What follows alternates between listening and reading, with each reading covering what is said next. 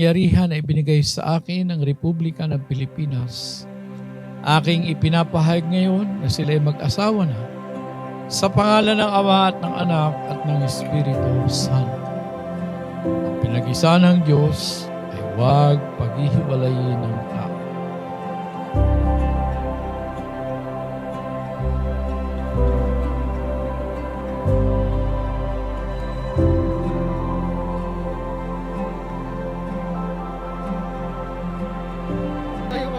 Magmahalan kayong tunay. Wag lang sa papel, hindi panghabang buhay. Maging happy lang kayo and always love each other. Congrats!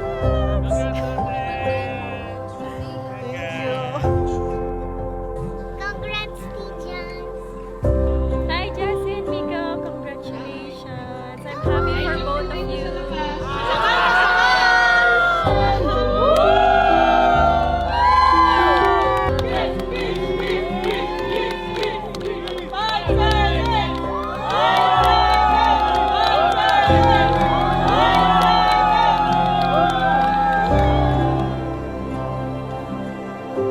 Mga kaibigan, mga kapatid, kinagagalak kong ipakilala sa inyo ang bago mag-asawa at si Ginoo at Ginang Michael at Jasmine Villen.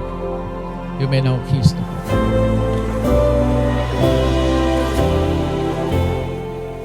Well, nung una kagabi, kalma ko. Pero parang nagsisingin na sa akin. Ito na pala yun. First wedding ko kasi. So yun, happy naman, happy. Finally, the woman of my dreams.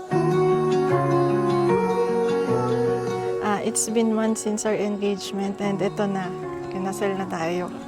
I want you to know na whatever happens, hindi kita iiwan. Lagi kitang susuportahan at syempre pagsasabihan din kasi hindi lahat ng naiisip mo ay tama. Hi! Miko is getting married. Oh, dun si Ezra! Ezra! Say hi! Hello!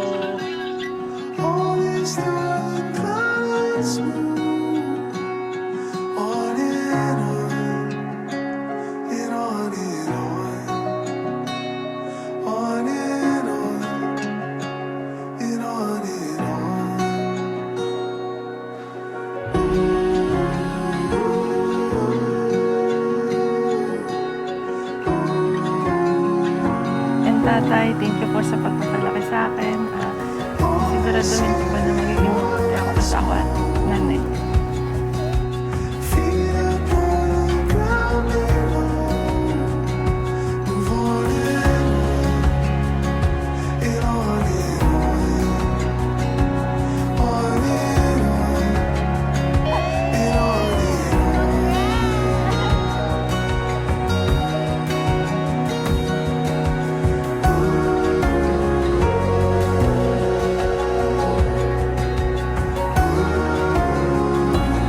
$20, $30, $40, $50, by the grace of God, magkahawak kami pa rin kayo, nanatili kayong tapat sa isa't isa, lalampasan nyo ang lahat ng mga pagsubok sa inyong buhay bilang mag-asawa.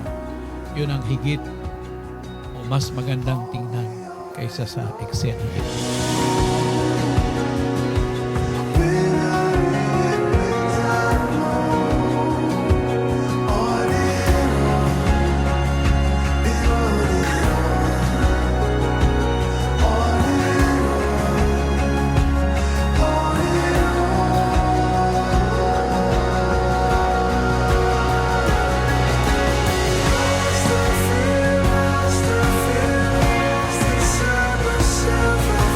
Sabi nila hindi daw madali ang buhay mag-asawa pero I promise to make our life feel soft, safe, and full of home no matter where we are. Kapag may problema, kaharapin natin ang magkasama. Kapag napagod ka, nandito ako para sa'yo. At sa lahat ng biyayang darating sa atin, ito ang pinakamahalaga.